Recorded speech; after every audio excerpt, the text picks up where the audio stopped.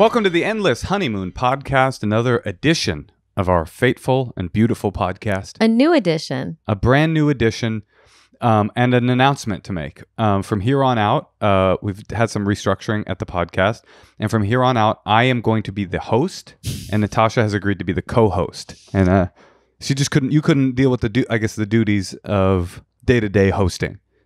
That's not true, Moshe. What? We just talked about this. No, we talked about how you're going to try to talk less because people want to hear more from the woman, especially in these times post Me Too. I think people want to hear more from you. I don't know if it's like any woman will do. I'm kind of sick of men's voices. No offense. You shouldn't have done a podcast with one. Well, it was easy and then COVID happened. And honestly, this is a bad episode for you. Why? Because we have a couple on and they're both men. So it's going to be 3 men. Yeah, but they're going to be a little more on the femme scale than you. Oh, stop it. You don't know. I think that might be an offensive thing to say. Well, okay, let's see how many times I get mansplained to today. Well, there we go. And maybe but you know what? Here's one thing I will say. Yes. I do love having a man around because a man like you anyway, you just picked up a dead rat from the yard. And I really appreciate that because that is something I have zero tolerance for. You could say $10,000 I'll give you to go pick up that rat. I don't know that I could physically do it. For 10 grand, I don't know. I would just start screaming. Like my body won't physically like what did you do? Did you put your hand in a garbage can and then touch it with your hands? Are you getting nervous I hate rats so much. I mean, nobody likes a rat, but no, what I did is I got back in touch with nature. It's very simple. I walked out, I saw it, I got down on all fours, I grabbed its tail with my teeth, I gnashed it back and forth a bit, and I tossed it using only my head power into the garbage can. No, I have a whole system. I have a grabber that I use to grab trash and other dirty things. Oh, did you look at it? Yeah, I looked at it. It had a rough end, I'll tell you that. And why was it dehydrated? I think it had been eaten by an owl. It had a big old puncture wound in its abdomen, and I think an owl had grabbed it, sucked its little guts out, and then dropped it in our yard. One day, this has happened twice now, a dropped rat in the yard. And a crow. Remember we found a crow on its back? Okay, I don't care about the crow, but I think one day... do you think it's good luck if I'm sitting in our yard and a rat gets dropped on my head? Great luck, yeah. Well, there's an owl next door. I'll tell you what's really good luck is if you get hantavirus from that carcass of a rat. Do you know about hantavirus? No. Hantavirus is a rodent-bound respiratory illness. You know about respiratory illnesses? We have a minor one that's there's one that I really think is like... Oh, chic? Yeah. Which one? It's a new variant of something called COVID-19, kind of old school. But Unreal. Beautiful. It's this like really cool new variant. It's actually kind of hard to even say what it is because it's a mixture of letters and numbers. Uh-huh. You're kind of into it like before it caught on. Yeah, I'm like an early adopter. Oh, that's very cool. Actually, for worrying about a new variant. You just made me think if viruses vary, then there must be a variant that's good, right? It's not like the variants only are bad. Sometimes they might be milder. You should be looking forward to a variant. No, variants are supposed to be milder, but the variants for what's it called? COVID. Yeah. They aren't, apparently. Do you know what they call COVID in Israel, by the way? What? COVID. You didn't hear this? COVID-19. You called it the 19 the other day. I thought that was pretty good. The old 19. I got the 19. Well, our guests today are 2 people that have thrived through the COVID crisis. They are a couple that has, well, I don't want to spoil anything, but they're more than just a couple now. The one of them, I would say, is probably certainly in the top 3 preeminent political comedians working today. The other is certainly the eminent investigative journalist working today. Wait, so you just ranked one higher than the other? Okay. One person you're like, oh, they're number 1. The other one's like probably 3. Well, I was just saying, like, you got your John Olivers, you got your maybe your Colberts and your Let's just say they're both at the top of their fields. Power couple, the 2 of them. Power couple for sure. Found each other, now found love, and maybe are going to be finding even more. We're going to find out all about that right now as we introduce our guests, Jon Lovett and Ronan Farrow. Hi. Hi, boys. Hi. How's it going? How are you? Good. Nice to see you. Nice to see you too. Ronan, we've not met. Jon and we have a storied past. I really like your hair long, Ronan. Thank you. It's a whole situation. It's a hit. And Moshe, that doesn't mean that I like your hair long anymore. Can I get a judgment on it? You can't see it. Should I unfurl it? No, honey. You don't. Do you guys Okay, show him. Okay, I just would love it You're because like far away. well, Yeah, you guys I are can very move. distant. No, listen, I can come up close, but like You Ronan, need to you inspect your hair closely. you've got like a I say Legolas. that at the beginning of every interview. You have a bit of a Legolas thing going on, and I would say it's very I'm trying. handsome. I'm striving for Legolas, and my type. I don't have that. Yeah, John, you are my type in that we are big Jews, and like I don't know if you. But I don't know. What do you? Whoa! wow, What Look thought? I at was not that. expecting that. Look at that. What a twist! Yeah, it's less. Sometimes he does a double ponytail, like one up here and then one in the back. It's certainly less Legolas and more R. Crumb, I guess. Sometimes I make Ronan wear the ears. Do you indeed? No. You should. I'd be open to it It would sort of. in the name of good relationship maintenance, which is the theme, right? So Will you guys tell us? Congratulations, you're engaged. I was there when you announced it to your listening public, John. Will you Oh, tell? really? Will you? I was on your show. Well, I know. I just don't remember doing it. I Yeah. blocked it out. Honey, you're forgetful. What do you want? What? Will you tell us the tale of your engagement? Because it's so incredibly you guys in such a particular way. How did it go? Well, should you? I'm curious to hear if this is accurate. So, Ronan asked me to read a copy of a draft of his book, Catch and Kill, and it was in a busy moment, and so I said, "Okay, but I'm gonna read all of it, but for a moment, I'm just going to search for my name in the book for like 1 second." And he said, "Don't do that. There's something in there." And I said, okay. And anyway, so I didn't really see what it was, but I got a sense that there was something in there. But he did in a draft of the book. Look, the book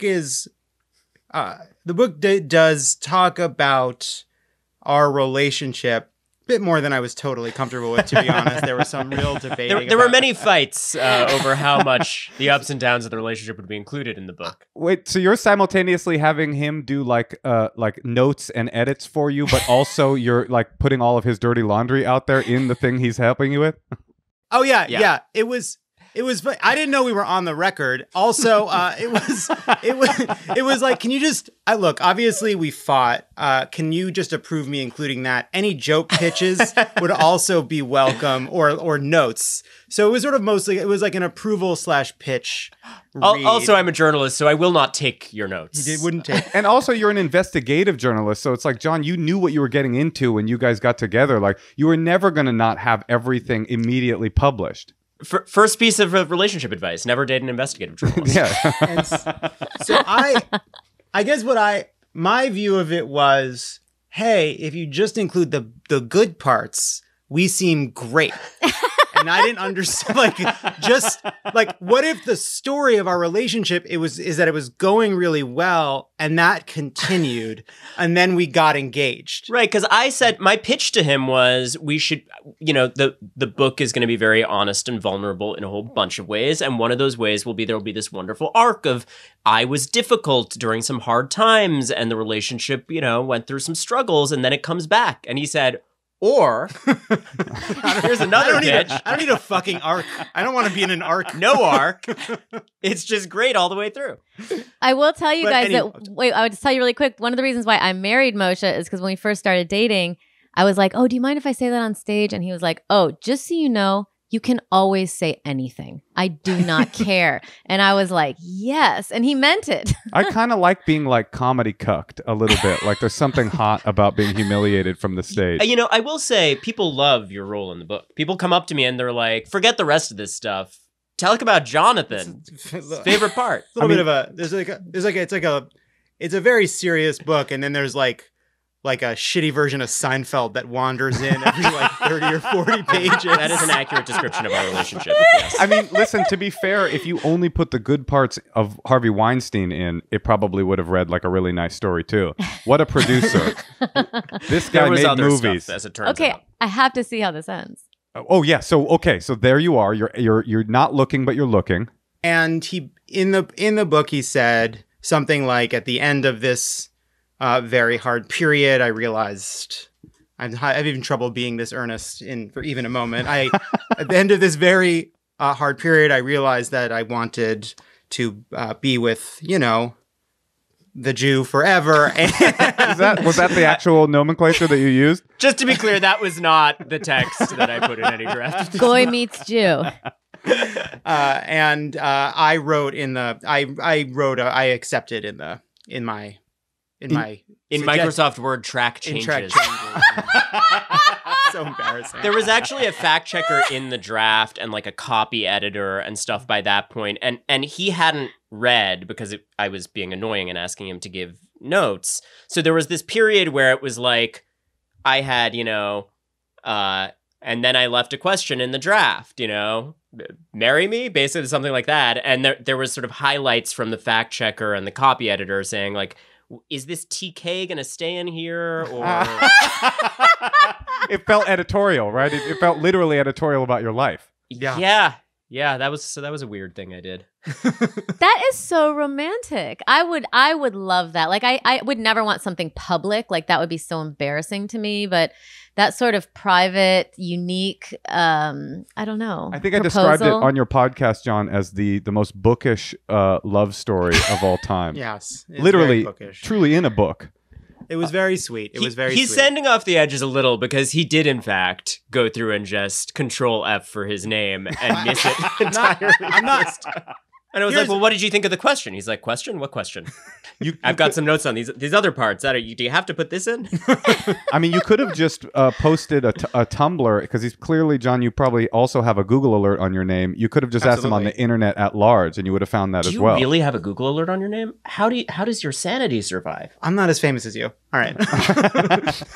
No, mine are very rare. But even once every 10 days, something horrifying, that's enough to ruin. To get you off the Google alert. Awful. Yeah. No Google alerts for ourselves ever. It's a firm mental health rule. Yeah, speaking of your collective fame, I was thinking about you guys as a couple, like both of you. I mean, Jon, obviously you're in a little bit more of a buoyant world of human horribleness, but Ronan, you're definitely in some of the most serious topical streams of humanity you can be.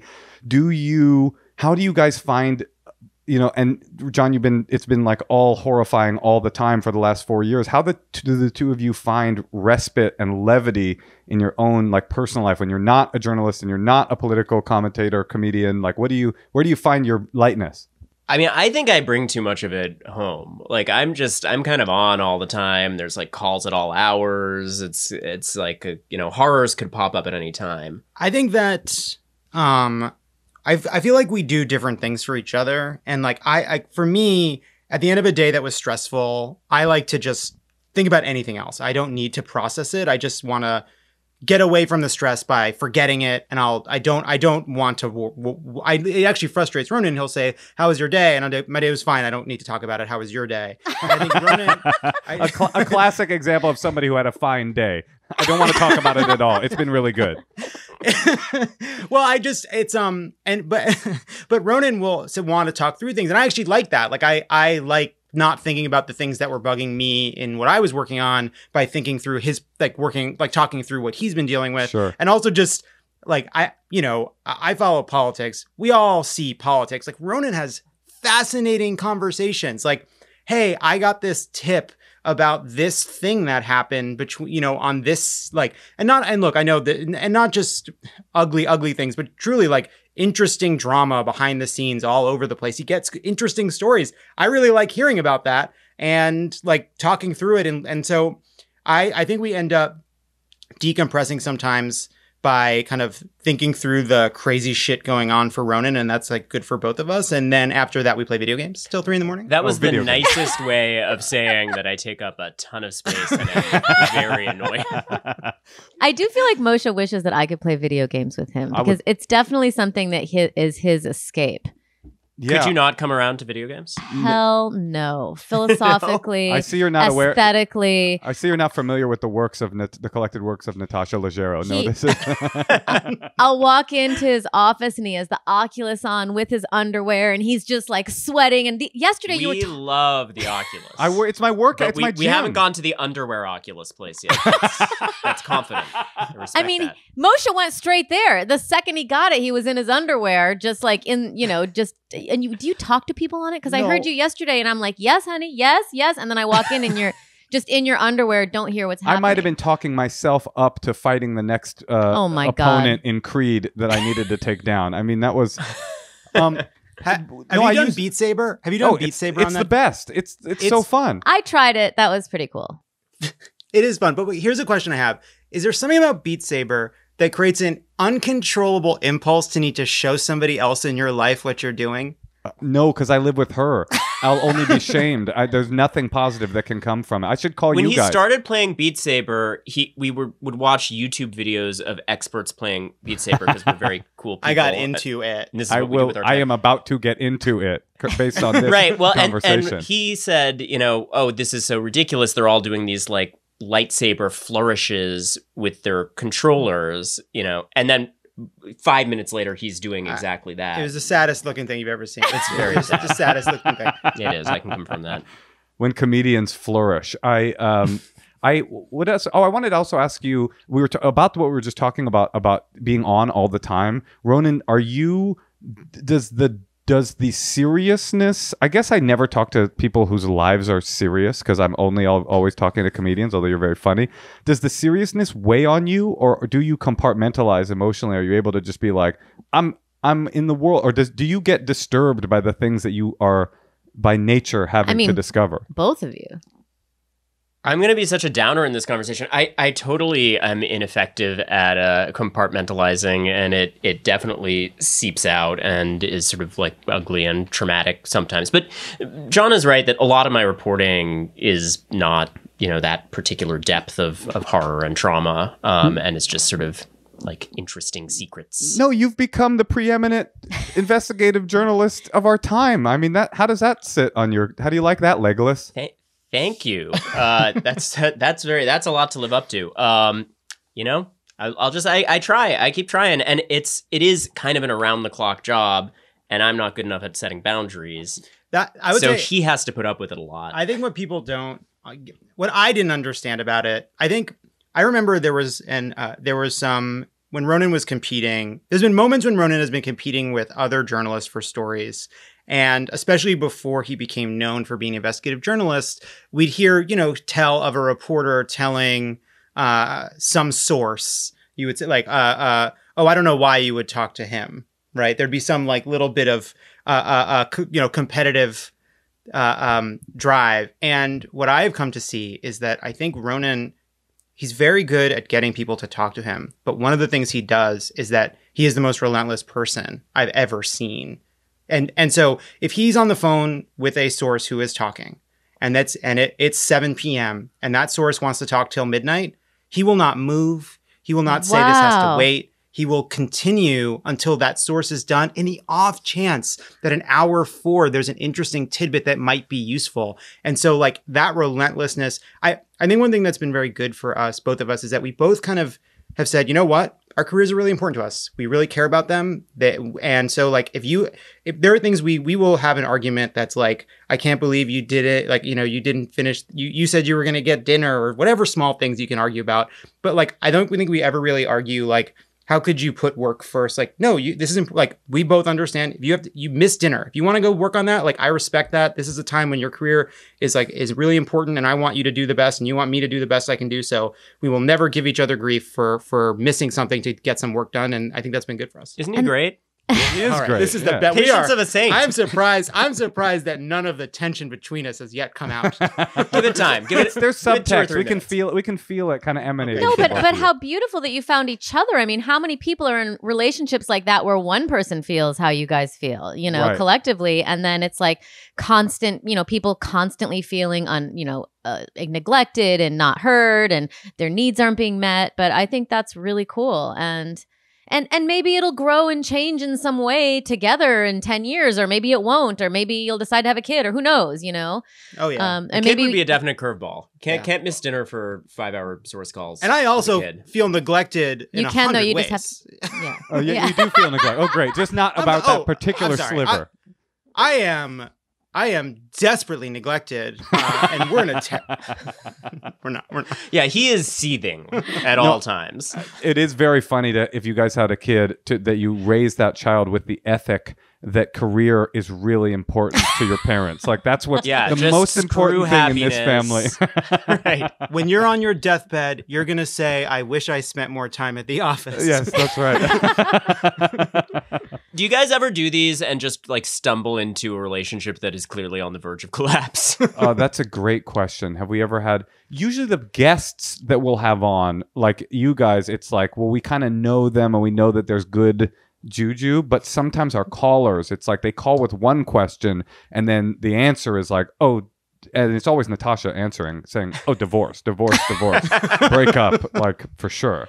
Yeah. Well, people are in pain. But also, don't you guys feel like this has just accelerated marriage and coupledom so much, the pandemic? Like I'm Moshe every day, he's like, do you hate me? I assume that it's accelerated breakups. I mean, I don't know how people live with each other. It's you deserve some kind of a medal for putting up with me at like Right back at you. One of those two things was sincere. I think it's like you know those like a Black Mirror where they turn the dial up on time and time goes really, really fast.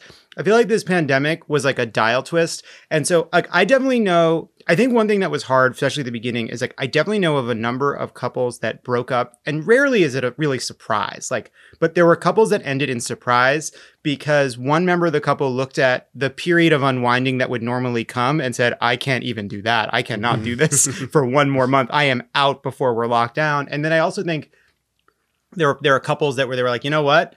We're no longer kind of in the early. We're moving in. It's done. Absolutely, we're accelerating. Yeah, we just heard a This American Life story about the people in New York are the Elna Baker was the reporter, said that all these guys she was going on Tinder dates with were calling her back like, I really like you, I really think you're special, and she's like, but I went out on dates a year ago and a tenth of this many people ever. So it's COVID plus winter. People are trying to get their hookups. Yeah, we got to go to it. People need company. I was a normal 6, but now I'm a COVID 8. That's right. Jokes aside, I think for us, like it's really I needed just company, someone at some point in this pandemic. So wow. That's romantic. Yeah, that's beautiful. You should have put that in the notes. I'm a warm body. Yeah.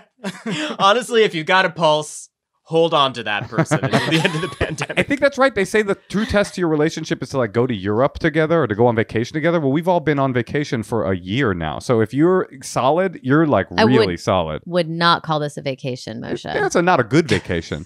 Not only is it not a vacation, I don't think any couple in the world, unless they were like hoarders and crazy people, would ever have to stay with each other in the house. Neither of them have any other plans for a year. That's never happened. It's like a vacation, but like someone has decided to take the Ritz-Carlton hostage, you know?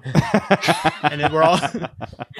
or the days we've had a particularly extreme version of it because we've been very, very locked down. Yeah. So like, we don't... Well, we have two. We have two. And don't say it like we haven't been, okay? I feel like I saw you in Puerto Vallarta. Yeah, really? He went with Ted Cruz's wife. Yeah, I went to go meet Ted. I mean, did you leak Heidi's texts? All that was you. All I got from that story is this is what it means to be a Cruz on a text chain. Wait, will you just explain in case anyone doesn't know? To those listening, Ted Cruz went to Mexico, blah, blah, blah. But the best part of the whole thing was that Heidi Cruz, his wife, to one of her private text chains said, let's go to Cabo or whatever. Let's have some fun. And 2 people, not one person, 2 people on the text chain snitched on her. And I'm just like, that's why they have that old adage, never be a member of the Cruz family on a text chain because nobody likes you and somebody will That's talk. where the saying comes from. That's where the saying comes It's from. also ironically called The Lovelies. Was the title of the Is that right? Ronan, do you have any idea? Did you have any intel? Like how many people are on a thread like that? Like these are probably her friends, right? It was enough that I bet there's a pretty firm theory of who it was. Gotta be. Like in the Cruz household. I bet they know. But like, So that's gotta feel imagine great. I'm on a text thread. If one of my friends, I mean, you kind of feel a little bit of safety on a text thread. Like, Yeah, but Too you're much not a- safety. We've all got to recurate our group text immediately. No, it's you just got to make sure that if you're on a text thread and you're the only one saying things you wouldn't want to read in the New York Times, you've got a problem. Right? Yeah, that's so Everybody's true. got to be sharing things that make them that they would be embarrassed to have read out loud in Oh, public. you're saying, John, if there's one lurker that isn't revealing their horribleness, then you got to get out of that text thread. You Gotta gotta get That's a mole. That is yes. Kick him out. Oh, Good advice. interesting. John, do you feel any what's your feeling post-Trump besides elation and happiness? Like, are you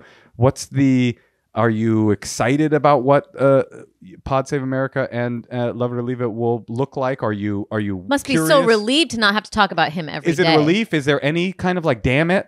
No, it's all relief. I Yeah. feel nothing but relief, and I'm glad to not talk about that whole group of people for a while. I think there's a mix of feelings. Obviously, it's wholly good that they're gone. I worry about complacency. I worry about politics being a bit more boring, means people don't pay as much attention. I worry about the 2020. I mean, it's so hard to tell people we need to worry about the 2022 midterm elections when they're so tired. It's like, and it's also, Right. I feel so, it feels like, to say to people, hey, just so you know, I know this seems crazy, but the 2022 elections, democracy's on the line again. And Yeah. you say that, but think about it, right? If we don't make sure we keep our gains, even with redistricting, even with gerrymandering and all the things that will take place, imagine what the Electoral College certification looks like if you don't have Nancy Pelosi in the speakership. Imagine losing a 1-seat Senate majority. And so Right. I don't want to live in a democracy where every election you're not just voting between two parties, but whether or not you want to have a democracy. But until then, every election the stakes are really, really high. So I think right now I am glad that we can breathe knowing that we won't wake up to a Muslim ban or a trans ban or some other heinous policy. We have to push and help the Biden administration be successful. And then we have to think about how we organize to tackle the underlying conditions that made Trump possible when Trump isn't around every day to remind people, like, he's a gun on the mantle now. Right. And we have to remind people that that's there and it could still, somebody could grab it and fire. Right. And I am a fastidiously nonpartisan investigative gonna reporter. do So it. He's not part of this. He's not partisan. It's fine. we fight about that sometimes. We do. Yeah. We do. So that's so interesting. What a weird way of saying you're a hardcore Trump supporter, Ronan. I didn't. And that has to be a Tom Brady revelation. over Figured here. me out. Yeah, Tom if Brady you over here. real Finally, quickly, the secret's out. Real quickly, Ronan, if you just want to reveal the name of your like sort of most secret source, and then we can move on to advice calls. No, okay, we're not going to do that. They like some of them really do have like Deep Throat style crazy that. secret names that they give themselves. Do you ever that, get or that have been in documents or something for whatever reason? I think even the players in big super secret political stories like the drama of it a little bit, so they want that kind of a title. Right. Do they ever call with one of those voice machines? I've gotten that. No, Yeah. you haven't. I have gotten that. But it was just John. Everyone's so dramatic. Everyone- It was just me. It was John playing a prank. That happens. I'll say yes to the proposal. What do you? I'm distracted because Ronan looks like young Brad Pitt with his hair long. I just please more of this energy in my life. Thank you. I got some when the long hair was first made public, first disclosed. right. I got Made some like Ellen DeGeneres, which also is flattering, but not what I was aiming No. I Not like exactly the the hair like this. target. I actually really do like the hair like this. I it sounds like I'm gonna caveat that. I'm not. I love the hair like this. I will say, but no, there's no. for. He but. doesn't like change, so I I don't have to like sell change. him on every But- new but- hair but- phase. But I will say something that has been true from the very beginning. This is better looking than I need or want. This is very stressful to have around. Sure. I hear Because you. he's like, I'm almost ready to do the podcast. Like almost ready. Like, we're a year into quarantine. He's young Brad Pitt, and I look like Ted Kaczynski. And it's very frustrating. Well, it's a beautiful thing that you have each other, and we're glad to have you on. Should we? Let's share some of this love and help some of these people who probably are more lost than you guys are. Okay, All right. so I make no guarantees that my advice can be helpful. Have you guys destroyed a relationship on this program? Positively, absolutely, for sure. Because we did a stage show for a long time where it was no real advice. It was only comedy where we'd bring people up on stage and kind of troubleshoot their relationship and just make fun. And we definitely got emails like a year later, like that relationship did not end up working out, but it was the best thing for me or whatever. But we were certainly the catalyst that split. We were wondering about you guys if this was going to happen. You seem as solid as when we called you on the Zoom. So far. Yeah. Let's call Allie in North Carolina, and we're going to get to see her too. Okay, here we go. And this advice can be as sincere or as make funny as you want. It's really your world. Make funny, you say that? That's a new thing I'm saying. Yeah, make funny. I like it. Never get on a text chain if you're a cruise and make funny. Allie. Hi, Allie. Hey. Hi. It's Natasha Leggero, Moshe Kasher, and we're here with our friends, Jon Lovett and Ronan Farrow. Hi, Allie. Hi. Hey. How's it going? How can we help you? Yeah, so my question is actually about long distance relationships. So my girlfriend and I go to college on opposite coasts. I'm in North Carolina and she's in Vancouver.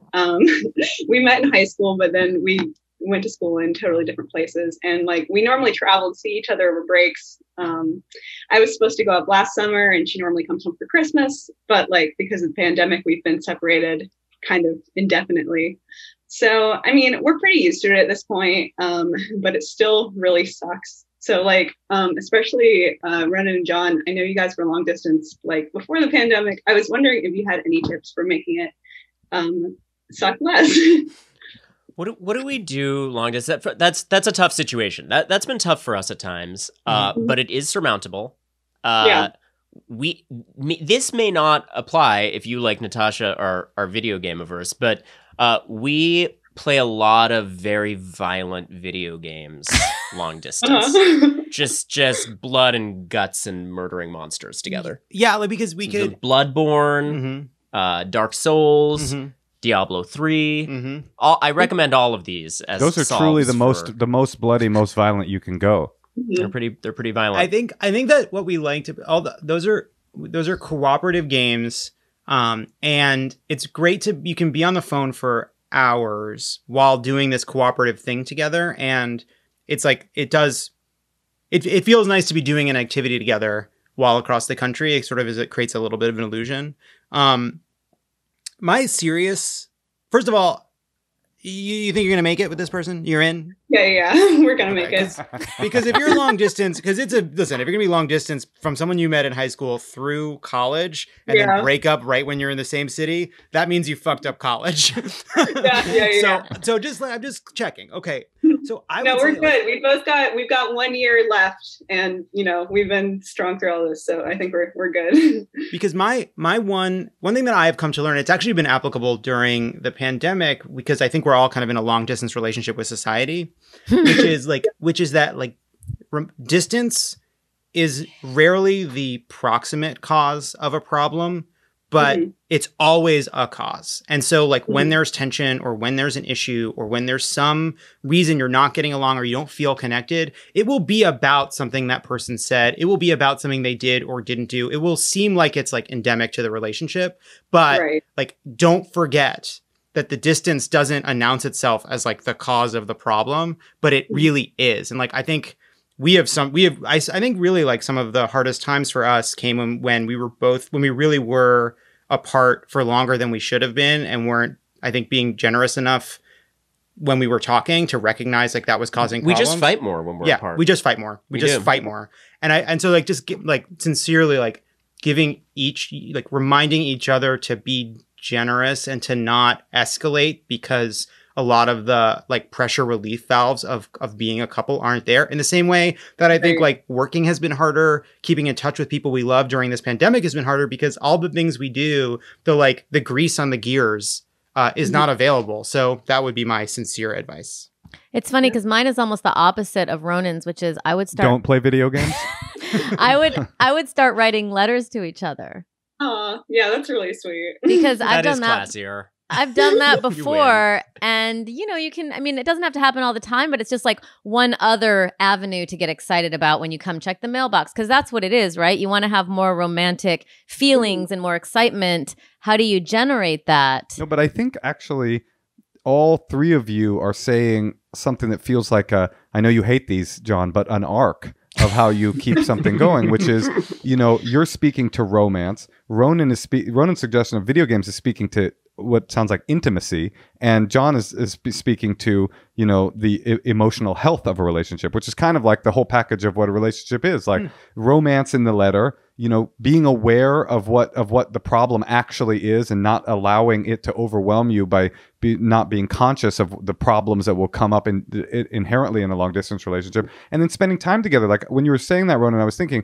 there's a difference between, I love the suggestion of video games, not necessarily violent ones, because there's a difference between talking and spending time together. Like when you're on a Zoom or on the phone, you're expected to, we must talk, we must continue this chat, and we must get somewhere. When you're sitting back and you're just winning round after round of Apex Legends, which is what I would suggest, you're like, all you're doing is hanging out. You're hanging out, and that is where kind of intimacy comes from.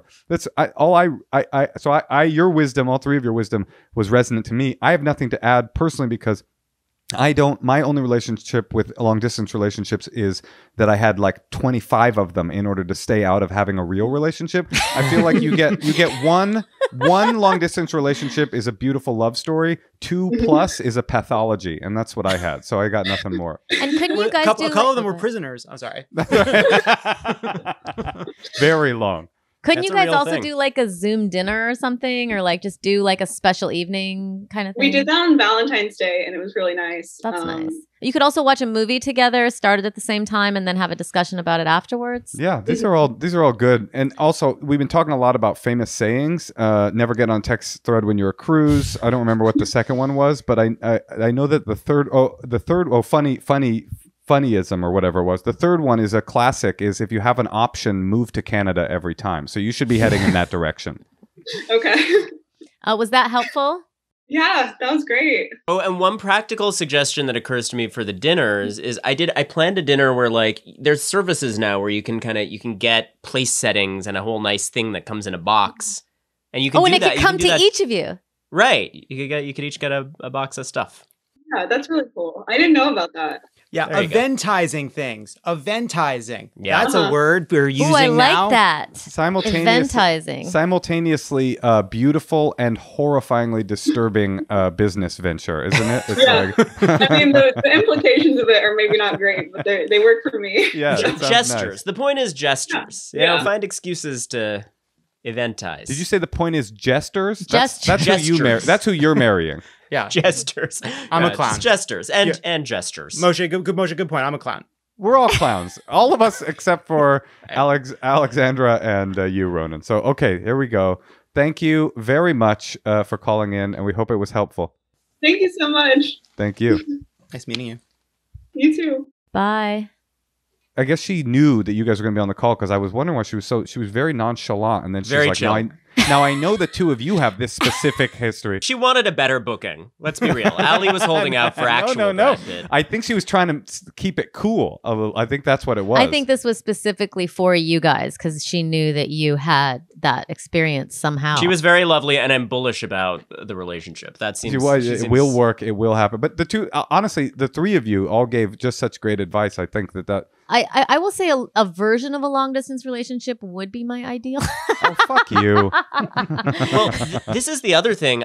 I have found the distance is. Whoa, he's giving me a look that suggests I better be careful what I say here. I think it's like it's okay for sustainability. I mean, we do fight more when we're apart, but also it's exciting when we're together. And I don't know. I don't mind the bi-coastal thing that much. Well, Moshe used to go on the road like every Thursday and he'd be back Sunday. And that was perfect because then I would have 2 days to kind of do my own thing, watch whatever I want, order any kind of food I want, pay $20 to rent movies, and he wouldn't fight me about it. And then I'd start to miss him by Sunday. Well, I think that's the real problem, is that our cycle has been so disrupted, like built into the relationship was, and that sounds like the same with you, built into our relationships is this like, goodbye, my road love. I will see you when you return. Yeah. There's been, so we have been, a lot of togetherness. We've had one little repeated source of tension, which is about, and this is very small and very silly, but when we both want to use the weights and mat at the same time, and even when we have enough, we now have 2 sets of weights. And he doesn't feel this way. Working out is my time, and I would like to do it alone. I don't want to do it next to him. That's my time. Excuse me for wanting to share things. But that's an example. Just sort of like I normally there's a lot of time where I would have my own routine. And now our routines are quite melded. And that's been, at times, a small I'm with small you. challenge. I want my own space. I want my own towel. He tries to use my toothbrush. I'm like, I can't go there. I think we should contextualize it. Natasha and I are on the rocks and very much not in love. It's over. We didn't fill you in on that before. I didn't want to say it, but I could tell. It seems. I'm realizing now it would have made this whole conversation make more sense. That makes sense. This is a dead relationship. This is the final episode. That's right. The toothbrush sharing, that's a bridge too far. Toothbrush is tough. There's some sheet issues. I mean, that's a classic, obviously, but the blanket. The blanket. Oh, blanket. Okay. He's a challenging. I would like to move forward. Let's move on. We can make another call. Let's do another call. I'd like to move a lot of lying diagonally across the bed in a very inconvenient way. I sleep like a troubled person. All right, let's move forward. We're going to do one more call. We have Amanda calling from St. Paul, Minnesota. We just interviewed Bonnie McFarlane and Rich Voss, and they have separate bedrooms, and they were like, highly recommend. I swear to God. I'm getting another warning look, so I'm just not going to opine on that at all. Ronan, I want it so bad. You can have it. I get it. Hi there, Amanda. Hi, Amanda. Hi, Amanda. Hello. It's Natasha Leggero, Moshe Kasher, and we're here with Jon Lovett and Ronan Farrow. Hi, guys. Hi. Nice to meet you. You too. What's going on? How can we help? Well, my husband is a little bit nuts. No, I shouldn't say that. So we're basically on the same page about most things. He voted Biden. He's not super into politics. He didn't vote in 2016. I roll. And I'm an activist. I'm out knocking on doors. I'm making phone calls, that kind of thing. And he doesn't get it. He just totally doesn't get it. But he likes to troll me with like right-wing conspiracy theories. So he follows all these right-wing conspiracy theorists on Twitter and tries to act like he doesn't. Like he's like, I don't follow these people, but did you hear what's happening on March 4th? Well, if you don't follow them, then he's like, I don't follow any of these people. Well, that's not how Twitter works. If they just show up on my feed, he says. That's not how Twitter works. You have to follow these people in order for them to be on your feed. And then as my blood pressure slowly rises up, he just laughs and, just like rolls his eyes and thinks it's funny. And he doesn't just do it to me. Like on election day, he sent our 10-year-old son a picture of a ballot with Donald Trump circled in. And luckily, my 10-year-old is smart and saw the watermark on the photo. It was like, okay, Dad, you're super funny. Yeah, we know you're not voting for Donald Trump. You're whatever. So he's like trolling the family, kind of? Yeah, that's what it sounds like. I don't know why he thinks it's so funny, but it drives me crazy. And it's like to the point where we fight. Like I have to leave the room because I will scream at him because I just can't take how angry it makes me that he thinks it's so funny. It's not funny. The Capitol was stormed on January 6th. This is not funny. By Antifa, to be clear. But yeah, I hear what you're saying. Wait, okay, got it. John, I feel like this is John. Oh, wait, no, Ronan, you want to jump in. Go. Well, my question is more about the question. How far does this joke go, Amanda? Did he breach the Capitol as part of the joke? I'm here to troll my wife. This is hilarious. I don't mean this. This is ironic. Are you married to Alex Jones? Is my question. I don't think so. I don't think so. That's a positive. No, I'm not. It doesn't go that far. And I do. I mean, he does not believe in that. He totally was against that. We talked about it in depth about how it should not have happened and how wrong it was. And yet it hilarious to get my blood boiling about these crazy things that these people are seeing. And it's like, what is happening on March 4th? I don't even know, because I don't go down that path. I don't want to know. Don't even tell me, but something. I hope not. I hope whatever. I have nothing. Nothing is. They think something is, but I don't know. All right, Jon, what do you think? You look like you're pensive. So, can I ask you a question, Jon, first? Yeah. Well, because I fight with Moshe about this. Do you have zero tolerance for Trump supporters? Because I feel like I do. Well, I guess I don't know. Like, I don't have any. I think that if you have been through the previous 4 years and you come to the conclusion that we should have more of what we just had, that's a really tough thing for me to get over. I think that as a person, like, it would be very difficult for me at this point to be able to have a respect, like, to not have a severe problem with a person in my life. I don't know that I would be able to cut them from my life, but it would not be something I would just ignore. It would be a big problem that I'd want to talk about and have to think through. I don't think that is the case. I think there are people in my life that voted for Donald Trump in 2016 or considered voting for Donald Trump in 2016, but I think 201 were chastened and ultimately voted for Biden. In our politics, I think we need to always be we just need to win. And sometimes I'm not trying to win over hardcore MAGA people, but the 74 million people voted for Donald Trump. That's terrifying. Anything we can do to pull off, to show a big group of those people that there's a better way, I think is worth trying. So I don't know if that's tolerating. It's not disregarding without being at all tolerant of the vote. I guess, like, my question for you, Amanda, is, he's pretending, but, there's like an old saying, like, be careful what you pretend to be, because you are what you pretend to be. Like, there's something like alluring to him about this worldview, right? That's what I worry about. He's down this rabbit hole. Like, something is pulling him in, because his eyes kind of light up when he talks about this. You know what I mean? It's like, this isn't funny. This isn't, and Ronan, he didn't go to the Capitol. He was not there. We don't know the full ledger. We don't know the full ledger of who was there at this point. I think it's so smart of you to direct that at Ronan, who could expose him at any moment. Yeah, I can give you his phone number.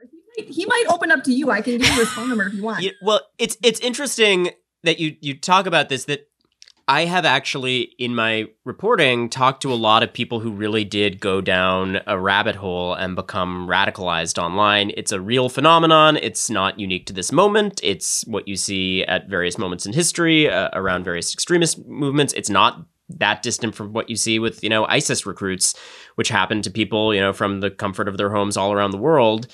There's content that's really designed to hook people in various ways, and it's gamified in really smart ways in this case. Things like, QAnon are specifically targeted to draw people in. And, I think you're right to be concerned, because there are absolutely cases where people, despite the misgivings of family and friends around them, start out thinking it's a joke, and then it becomes something more than that. It's like, I came ironically, I stayed sincerely. That happens a lot. And it's like the fist bump, I mean, back in the day, to be a terrorist, you had to leave your couch, go to a meeting, a clandestine meeting, get a newsletter, meet up with other people. You had to go to a Klan rally in a hood. Now you just kick back, flip on your CompuServe. That's what the internet service provider I have. And you just wait for the propaganda to come to you. Jon, what were you going to say? I mean, I have a pitch. So, I think that I have a two-step process. See how this feels. I'm trying it out. Step one is a sincere conversation about how upset this makes you, that you don't find it funny, that even if he means it as a joke, it reminds you of things that you find actually really upsetting, and that you don't want to see it anymore. It really hurts your feelings. I think you should be really straight and honest about that. Yeah. Now, tell me, step two. Tell me if I'm wrong. First of all, when your husband gets a text, does it pop up on his phone? Does it show up on the home screen? I think so. Great. That's helpful here.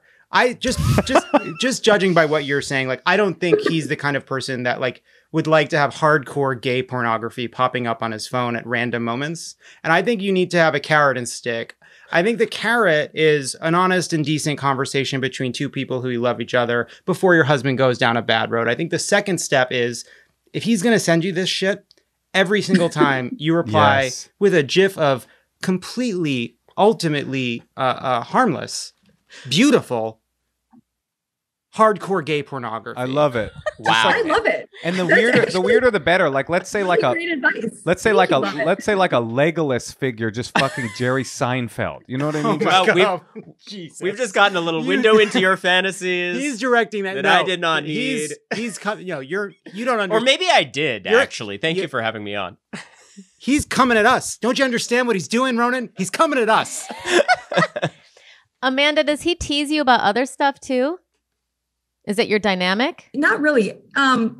I think maybe it's because I'm so passionate about this stuff and it's something I care about so much that that's the thing he can pick to just, maybe he thinks he's just trying to find a thing we can laugh about, but it is not funny. Well, maybe when you do step 1 of Jon's advice, honey, it's, I like teasing, I like playing, if you want to make fun of me in other ways, or I don't know, or, I'm open to us having like a fun roasting session of each other sometimes, or whatever your dynamic is. Like, it's not about that. It's about like, I really find this stuff dangerous and everything that Jon was saying. And you can say a lot of people come ironically and they stay and it's misinformation and I'm worried about you, but I know that, also give them the benefit of the doubt. I know you're kind of doing it to rattle me, but it's actually really doing harm. But that was my take on this. It's like if you strip away the sensationalism of the current political moment that we're living in, that it's Trump and it's QAnon and it's MAGA, all these like big topics. Really, this is a story about your husband being a jerk. Like just not being considerate right. and he knows something you care a lot about and he's decided to like poke a hole in it and make you angry and upset. So if this wasn't about Trump, but it was some other thing that you cared a lot about, like you were in the church or you were into, the Girl Scouts and every week you were getting a message from him like, did you hear there is no God, over and over and over again, you go, well, why are you doing this to me? And like, also how amazing is it that she has a 10-year-old child and she's kind of showing him, modeling this behavior of like activism and trying to help make a difference. And you can also say that to your husband, like, this is really important to me to model this and to, let him see the kid how he should be, because your kid's generation, that's all we have left. Mm-hmm. Literally. It's quite literally true. I'm guiding him the right way. He will not be down those rabbit holes at all. I like Jon's advice. I think some punishment, because he's punishing you for what reason I could not know. For being, what he's punishing you for is for caring. And that's like petty and small and not what you want from your love, right? That doesn't sound like loving behavior. So a punishment back, I think, good. And then I think step 3, if I could add, would you accept addendums to your plan, Jon? I would welcome them. Okay, I would say step 3 is probably seeing an actual third party, like a professional, like a therapist, so that you can say, this is how this feels to me. And he can hear it in a way that like, this isn't a game to me. This sucks. I hurt. Stop, please. Yeah. That makes sense. Yeah. Thanks, guys. All right. Well, thanks, Amanda. Thank you. See you later. Good Sorry luck, it's so Amanda. cold there. Bye, Amanda. Thank you. MAGA. That was a very stressful question. It was stressful. That felt productive. I think you Yes. guys gave her some good advice.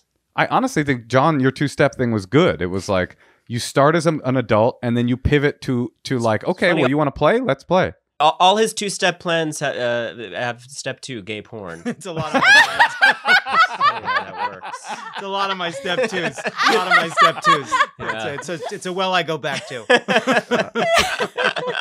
Well, you guys have been awesome. You had such good advice, I Really feel good. like. The two of you clearly, sometimes we can tell based on the cogentness of the cogence of the advice, how good the relationship is. And I felt like that here. Like you have figured these things out for yourselves. And they know who they are and they're making it work based on that. And I think that that's like all we can hope for. I love that. I know you love sincerity, Jon. Can I tell you just 10 of the things I love most about you? It's a work in progress. That's very kind of you, Very Natasha. kind. This of felt you like a both to very say. safe space. Yeah. Well, the internet, public broadcast. When do of we the start? internet. other than the Legolas Jerry Seinfeld thing, which really was only being about Stop you. reminding me about it. Well, everyone, I want to read this book now too. Yes, let's say that we're all going to read each other's books, and Great. I want to say thank you so much for coming on the podcast. And Jon, I'll probably pop up on yours sometime in the future. Yeah, thanks for having us. This was Yeah. fun. Thank Thanks, you, guys. I appreciate it. Thank you Okay. so much. Bye. You guys have been great. Bye. Bye. Well, they were so sweet and so smart. I'm envious of people in like the romantic part of their relationship. Well, they're engaged. They're deep in the thing. What do you mean? No, I My God! Every time. no, I mean like the engagement, like the that's a honeymoon phase. Yes, you mean? that's what I was like. Oh, The endless. I thought we had more of an endless honeymoon, personally. no, when we were on our honeymoon, it felt endless. Well, Natasha. Yes. Yeah, no, they were great. You know what? To me, the pivot point of their whole relationship was when they said, like, we made this agreement that our careers were going to be super important to one another. And you said it's so beautiful you found each other. I was thinking the same thing, like, wow, it's so rare that you have these compatible, they're difficult. Most human beings would find it difficult to be in a relationship with a person who was, like an investigative journalist at that level that required that much of their energy, or a podcaster and political commentator comedian that required that much of their energy. Most human beings in the world could go, I can't do that because I'd always be second fiddle. So for the two of them to have found each other feels very synchronistic. Yes. And then you and I, well, that's got its own synchronicity as well. Synchronicity, I love it. Well, you love synchronicity. I think you know what I love. What? You. Oh, I love you too.